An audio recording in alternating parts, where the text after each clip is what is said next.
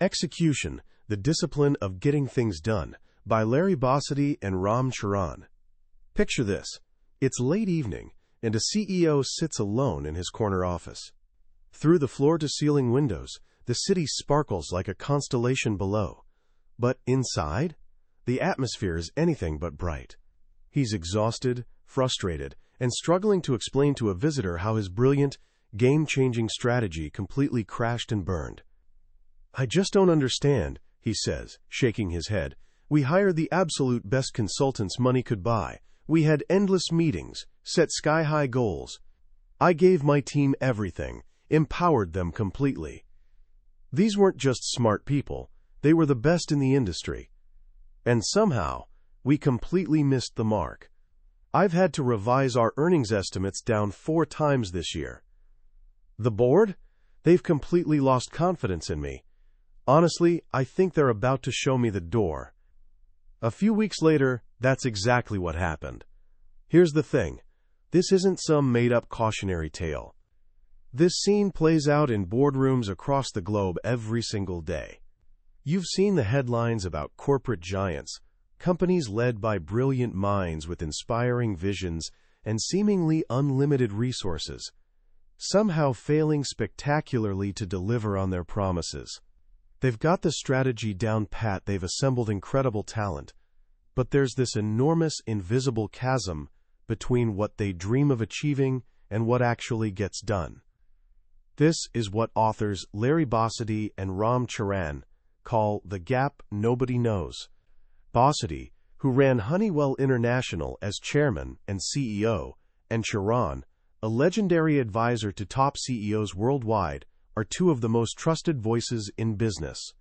They've spent decades inside both the marble-floored boardrooms and the grease-stained factory floors of the world's most successful companies. And they spotted something everyone else was missing. They discovered that the real difference between companies that soar and those that stumble isn't about having a flashier strategy. It's not about more vision or charisma. It's something far more fundamental, something most people completely overlook, because, frankly, it doesn't sound particularly glamorous. It's about execution. In their #1 New York Times bestselling book, Execution, The Discipline of Getting Things Done, Bossidy and Charan make a compelling case that execution isn't just the boring, tactical grunt work of business. It's actually a discipline all its own, a complete system, a culture, and honestly, the single most important job of any leader. This book has sold millions of copies, because it finally put a name to that frustrating missing link between our goals and our results. So here's what I'm going to do for you. By the time we're done here, you'll understand this hidden discipline inside and out. You'll learn why even the most brilliant ideas are essentially worthless without it, and you'll discover the 3 core processes that a select group of the world's most successful leaders use to transform their visions into concrete reality. And here's the best part. This isn't just a lesson for corner office executives. This is for anyone who's ever set a goal and wondered why it's so frustratingly hard to actually achieve. This is the secret to finally closing that gap, once and for all. Let's kick things off with an interesting question. Imagine 2 companies, both with sharp leaders and solid strategies. Why does one consistently crush it while the other struggles? Most people would immediately say the winner must have a superior strategy. But here's where the authors flip the script. That's almost never the real reason. Strategies usually fail not because they're flawed, but because they're poorly executed. Think about it this way. Imagine a brilliant architect designs the most breathtaking skyscraper you've ever seen. The blueprints are absolutely perfect, a genuine work of art. But what happens if the construction crew can't make sense of those plans? What if they don't pour the foundation correctly? Or if the plumbers, electricians, and steelworkers can't coordinate their efforts? That gorgeous design stays stuck on paper. Even worse, it might turn into a structurally unsound disaster waiting to happen. Execution is that critical bridge between the blueprint and the actual skyscraper. It's what transforms a dream into something real. Want a perfect real-world example? Look at the showdown between Compaq and Dell computers back in the late 1990s. At the time, Compaq was an absolute giant. Its CEO, Eckhard Pfeiffer, had this audacious vision to dominate the entire computer industry, everything from tiny handheld devices to massive corporate servers. And he moved at breakneck speed, acquiring companies left and right to build his empire. On paper, his strategy looked absolutely genius. Meanwhile, down in Texas, there was this guy named Michael Dell who wasn't particularly interested in grand, sweeping visions. He was laser-focused on one elegantly simple idea: build computers only when someone orders them and sell directly to customers. This wasn't just a clever sales tactic, it was the entire strategy, and his company's ability to execute that strategy was absolutely flawless. While Compaq was churning out thousands of computers based on forecasts, essentially guessing what customers might want and watching them gather dust in warehouses, Dell refused to build a single machine until an actual order came through.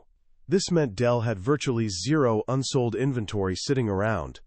In the lightning-fast world of technology, where components get cheaper and outdated almost overnight, this was an absolutely massive advantage.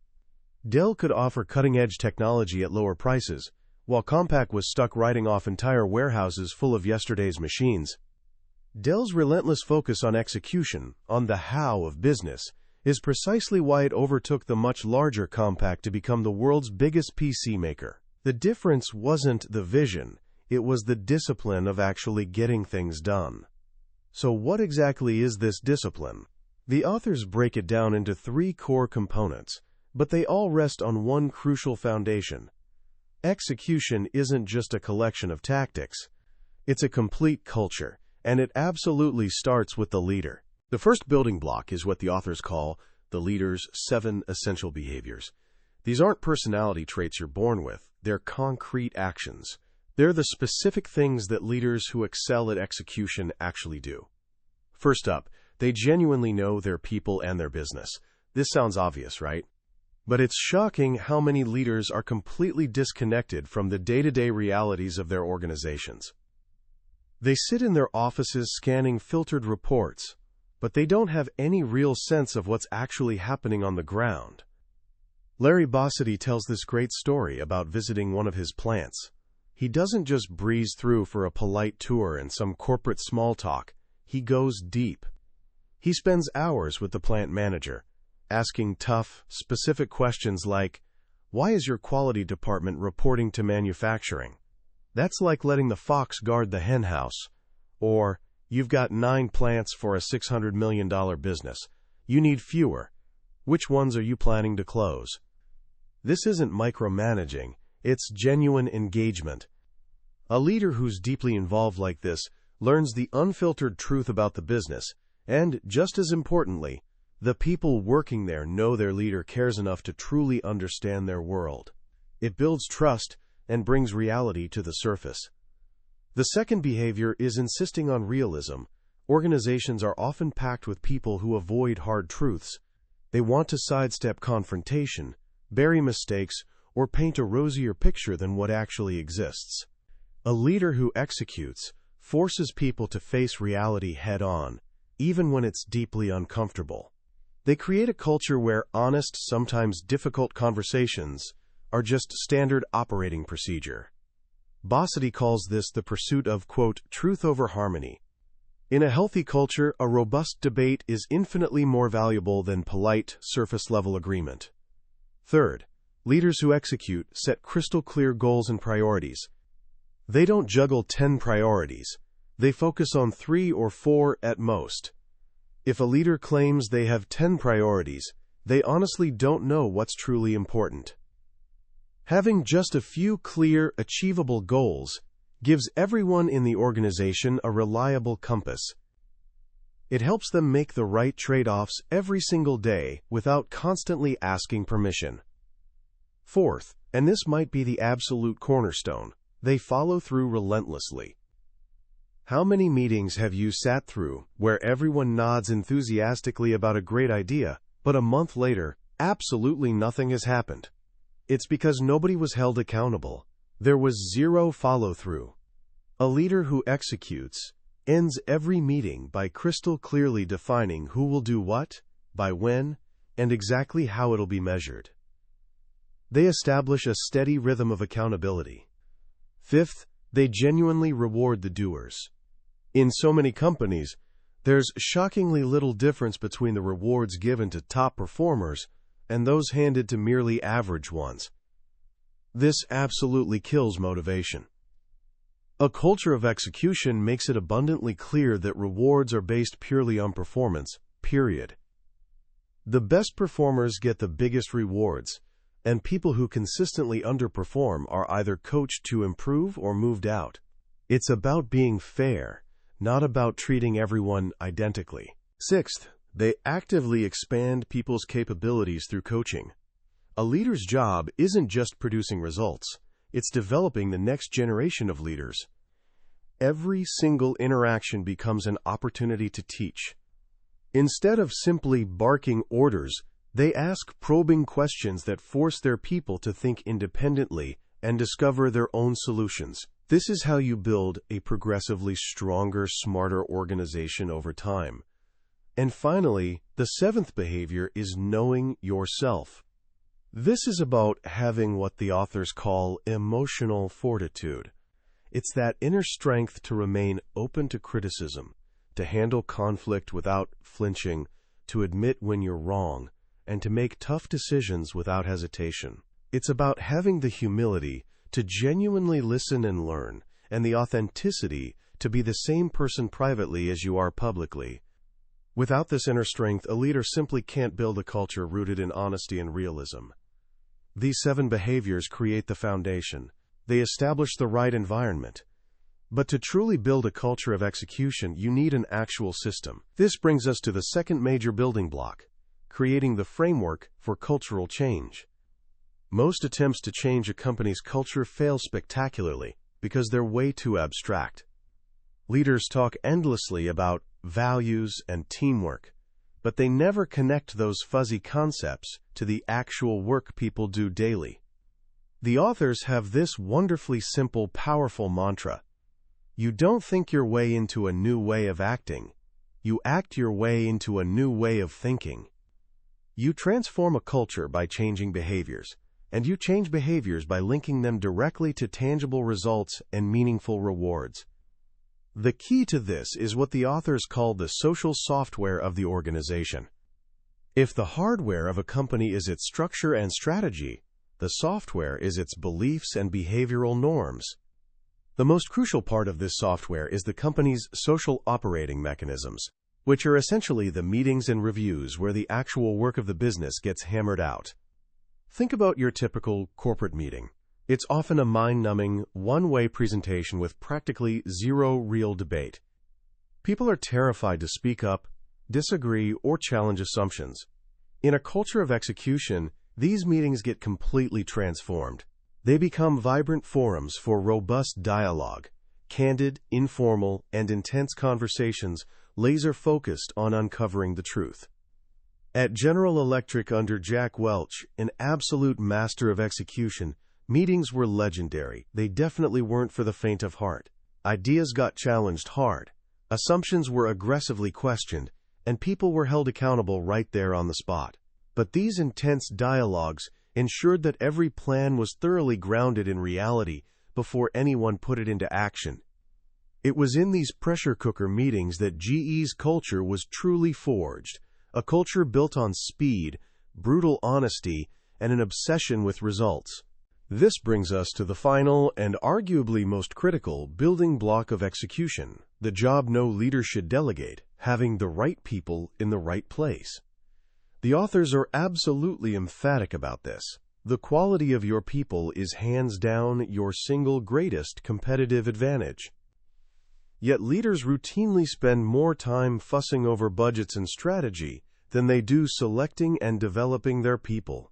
Larry Bossidy says that when he was turning around Allied Signal, he personally spent 40% of his time on people, hiring them, evaluating them, and coaching them.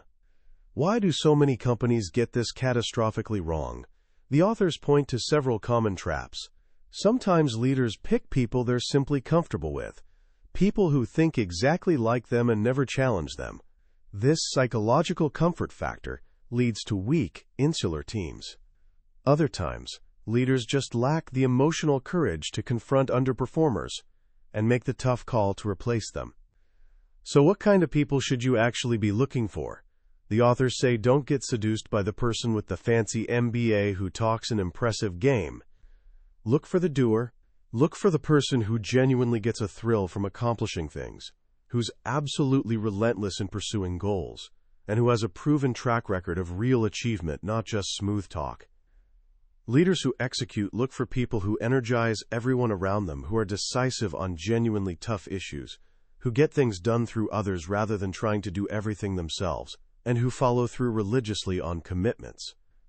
Once you've got these building blocks solidly in place, the right leader behaviors, the right cultural software, and the right people, you can run what the authors call the 3 core processes of execution. These are the absolute heart of the system. They're the people process, the strategy process, and the operations process. In most companies, these 3 processes exist in separate silos, completely disconnected. In a company that truly executes, they're tightly linked and fully integrated. The people process is hands down the most important of the 3. It's way more than just a once-a-year performance review. It's a continuous, rigorous assessment of talent that directly links people to the company strategy. The central question isn't, how did this person perform last year, but rather, is this person genuinely capable of taking the business to the next level? This process forces leaders to have brutally honest conversations about their people. It identifies high-potential leaders and creates concrete plans to develop them. It also identifies consistent non-performers and decides what to do about them, either coach them intensively, move them to a role where they can actually succeed, or let them go. It's all about building a deep leadership pipeline that can execute today's strategy while simultaneously creating tomorrow's. Next is the strategy process. A genuinely good strategy isn't some thick, dusty binder created by an isolated planning department. It's a simple, crystal-clear action plan created by the very people who have to execute it, the line leaders. It answers fundamental questions. What's the unvarnished reality of our business environment? Who are our competitors, and what moves are they likely to make? What's the smartest way for us to grow profitably? And, most importantly, can our organization actually execute this plan? A strategy that doesn't honestly address the how is just an elaborate wish list. The strategy process in an execution-focused company is a relentless, sometimes brutal search for reality, where every assumption gets challenged and every idea gets stress-tested against the organization's actual ability to make it happen. Finally, there's the operations process. This is where strategy gets translated into concrete, short-term actions. It's not your typical budgeting exercise, which often devolves into a tedious game of negotiating numbers. An operating plan focuses laser-like on the specific programs that will deliver the results, the product launches, the marketing campaigns, the productivity improvements. It also forces a crucial process called synchronization. It ensures that all the different parts of the organization are moving in exactly the same direction, working with common assumptions and aligned priorities. For example, if the sales team plans to launch a major promotion, the manufacturing team absolutely needs to be ready to produce the extra volume, and the finance team needs to have the cash flow lined up to support it. The operating plan is the detailed roadmap that keeps everyone marching together in lockstep. These 3 core processes, people, strategy, and operations, aren't isolated annual events. They're a continuous, interconnected looping system. The people process ensures you have exactly the right people to create a genuinely realistic strategy. The strategy process sets the clear direction for the operations process. And the operations process provides the critical feedback and hard results that inform the next round of people and strategy decisions. When a leader drives these 3 processes with genuine rigor, relentless intensity, and unflinching honesty, they create a powerful culture of execution. It becomes a place where promises are actually kept, goals are consistently met, and that frustrating gap between vision and reality simply disappears. When you really strip everything down to its essence, the message of execution is incredibly straightforward, and that's precisely what makes it so powerful. It's a wake-up call reminding us that success, in absolutely any field, isn't about magic or some mysterious genius. It's about discipline. It's about consistently showing up, confronting reality head-on, and doing the hard, often unglamorous work of transforming a plan into something tangible and real. For someone building their career in life, this lesson is absolutely invaluable. We live in a world that practically worships the big idea. We celebrate the visionary entrepreneur with the revolutionary concept. But this book serves as a powerful reminder that ideas, by themselves, are actually pretty cheap. Everyone has them. What's genuinely rare, and what's truly valuable in the marketplace, is the ability to consistently follow through. The person who can reliably get things done will always, in the long run, dramatically outperform the brilliant dreamer who can't execute.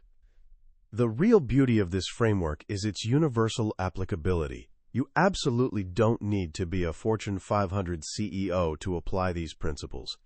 Think about a school project, a sports team, or even just a personal goal you've set for yourself. Are you practicing those 7 essential behaviors? Are you being genuinely realistic about the challenges ahead? Have you set just a few clear priorities? Or are you trying to do way too much at once? Are you actually following through on your commitments, or are you letting things quietly slide? Are you holding yourself truly accountable? Are you learning from your inevitable mistakes and actively coaching yourself to improve? Think about how the 3 core processes apply to your own life. Your people process is about intentionally surrounding yourself with the right friends and mentors, people who genuinely challenge you, who are honest with you even when it's uncomfortable, and who hold you to a legitimately high standard. Your strategy process is about being crystal clear on where you actually want to go. What's your realistic plan for getting into the college you want, or for mastering that new skill? Is that plan grounded in an honest assessment of your genuine strengths and weaknesses? And your operations process is your daily and weekly plan of action. It's the practical how.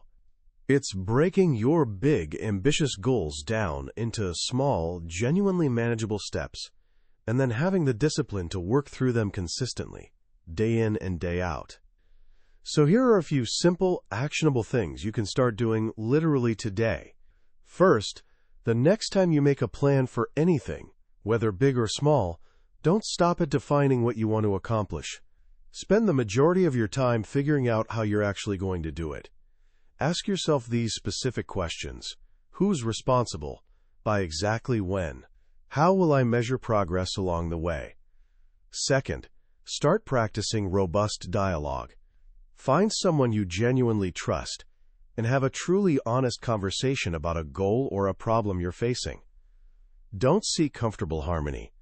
Seek uncomfortable truth.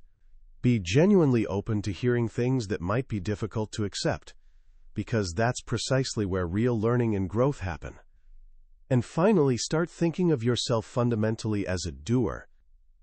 Take genuine pride not just in your ideas and intentions, but in your proven ability to see them through to completion.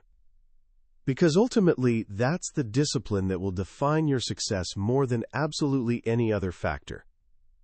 It's the art of finally closing that persistent gap between the person you want to be and the person you actually become. That was a summary of Execution, The Discipline of Getting Things Done by Larry Bossidy and Ram Charan. We've explored the core ideas today, but I'll be completely honest with you. A summary is like examining a map of a beautiful country. You can see the layout, the major cities, the rivers winding through the landscape, but you can't feel the warm sun on your skin or taste the incredible local food. The real magic happens when you actually visit the country yourself. If any of the stories or ideas we've explored today have sparked something inside you, I genuinely encourage you to grab a copy of the book. Reading it isn't just about absorbing concepts. It's an experience that can fundamentally transform the way you approach your goals and your entire life. The link to the book is right there in the description below. Also, if you found this summary genuinely valuable and want to continue exploring the wisdom found on the Billionaire's Bookshelf, please take just a moment to hit that subscribe button.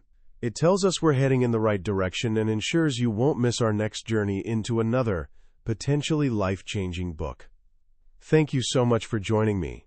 Let's keep growing together.